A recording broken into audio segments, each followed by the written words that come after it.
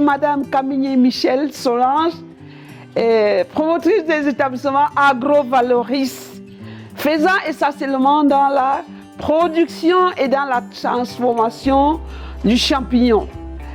Nous avons suivi une brillante formation au CABI en 2023 et rapidement nous nous sommes lancés dans l'activité où nous avons, au travers des échecs et des réussites, beaucoup d'expérience. Nous sommes arrivés à un point où nous nous réjouissons du travail que nous faisons.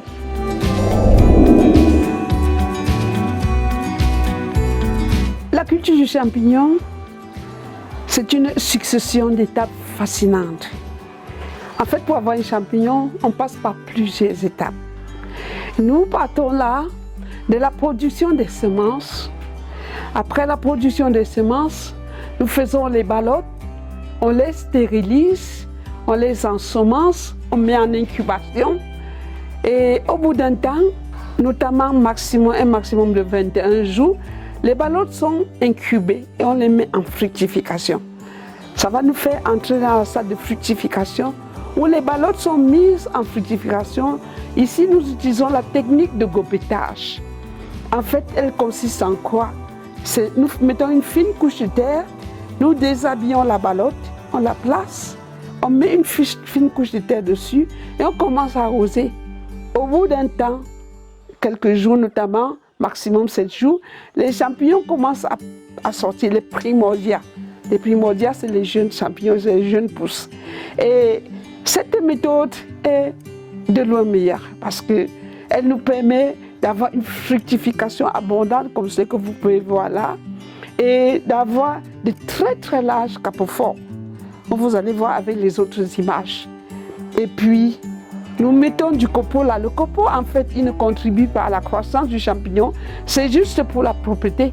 Puisqu'avec le gobetage, on met la terre et il y a des champignons qui se couchent carrément quand ils poussent.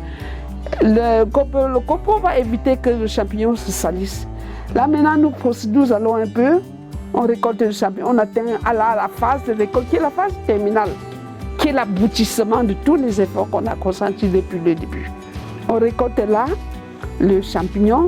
Nous allons tenir notre touffe qui est bien mûre.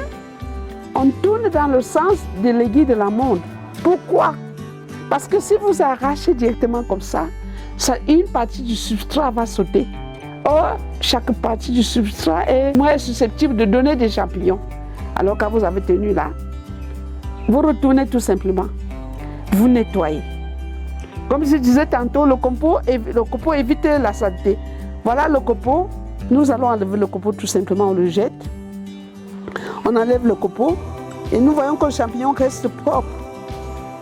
Quand on a enlevé le copeau là, on taille la base là qui n'est pas propre. Ça peut pas aller dans le plat du consommateur. On va couper là. Et là, nous avons un champignon propre. Directement, nous mettons dans le panier. Et le consommateur va utiliser ça, avoir besoin de beaucoup d'efforts pour nettoyer. Ah là, c'était la phase de récolte. Et quand nous avons fini la récolte, le champignon est fortement périssable. Il se consomme frais. Les gens l'aiment beaucoup frais. Mais pour la conservation, nous utilisons essentiellement la méthode de séchage. Ça veut dire qu'après la récolte, le besoin en champignons frais est satisfait et le reste passe au séchage. Et voilà comment nous arrivons au terme du cycle. On passe à la commercialisation.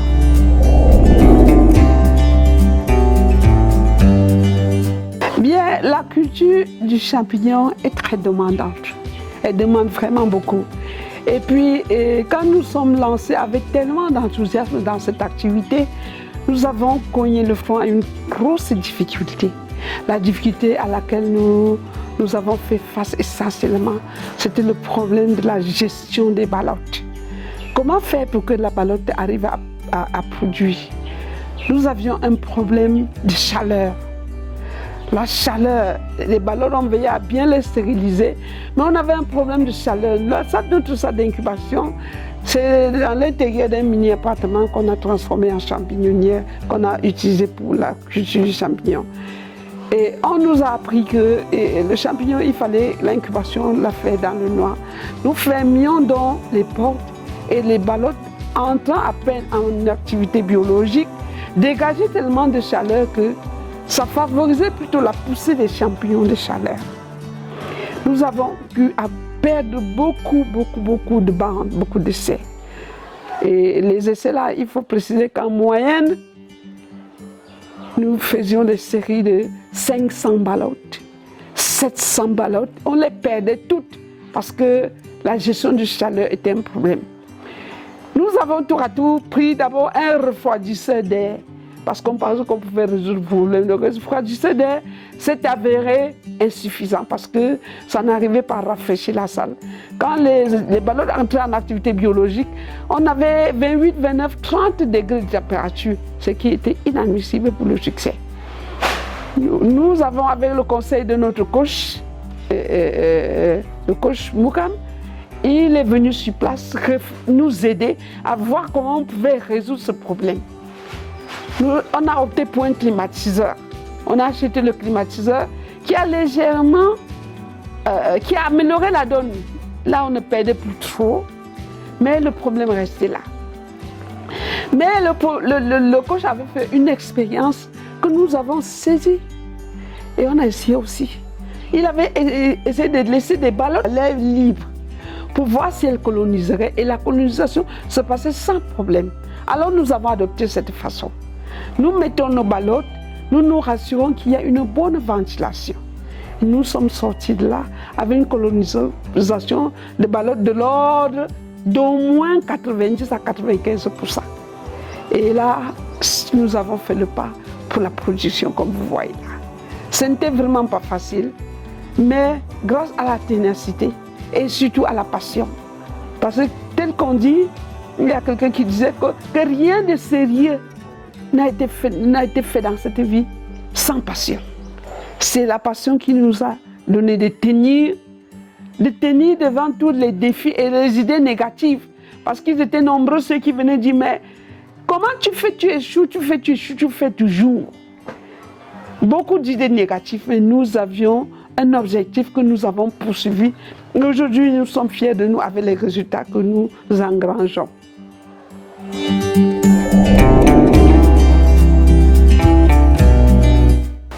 Le cabinet a été pour moi d'une aide incommensurable. Il est à préciser que ce n'est pas le cabinet qui me fait connaître la culture du champignon. J'avais eu l'information de la culture du champignon par un groupe dont je préfère taire le nom. Et j'ai suivi la formation chez eux à Douala. Ils avaient l'occasion de 2 jours de formation, j'ai suivi ça à Douala. Et quand je suis revenue avec les informations qu'ils m'avaient données, j'ai essayé. C'était une catastrophe. Mais comme j'avais vraiment ce désir ardent de produire du champignon, bien que l'échec était total dans ce que je faisais, je faisais après la première formation, l'échec était vraiment total. Je persistais tout en essayant moi-même de voir est-ce que je peux améliorer ceci, je pataugeais. Et puis, c'est là où mon fils qui est ingénieur agronome, et il m'a parlé du coach Moukam, que j'ai appelé. Et quand je l'appelais, il y avait opportunément une formation qu'il avait lancée. Il m'a demandé de prendre part à cette formation. Je vais avouer que c'est là où j'ai eu une grande lumière sur la culture du champignon. Parce que contrairement à ce que les premiers m'avaient dit, qu'ils vont former, ils vont assister sur le terrain, après la formation, ils ont disparu, j'appelais, personne ne me répondait. M. Moukam a pris la structure entre les mains.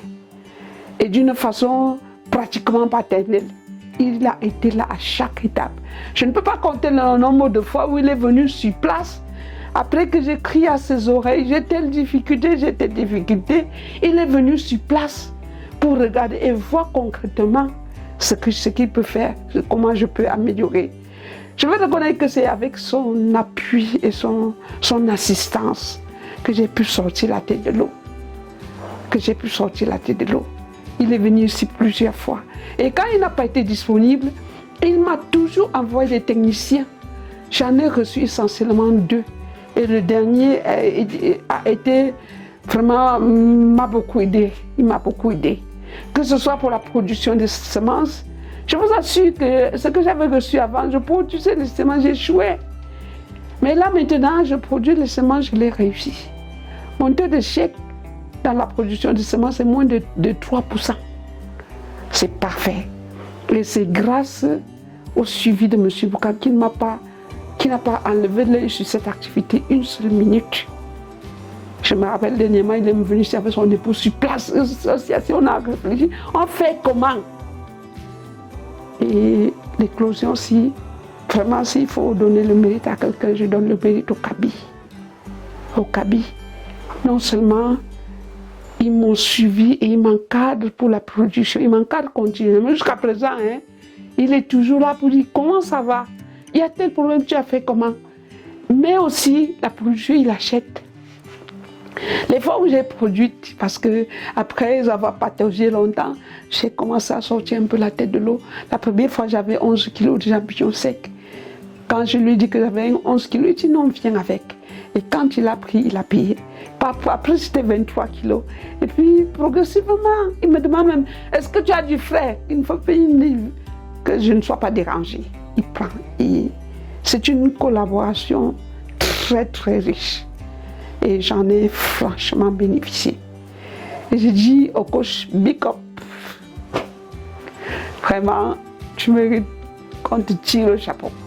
Et quand on vient, on voit la production de champignons, comme on a vu tout à l'heure là.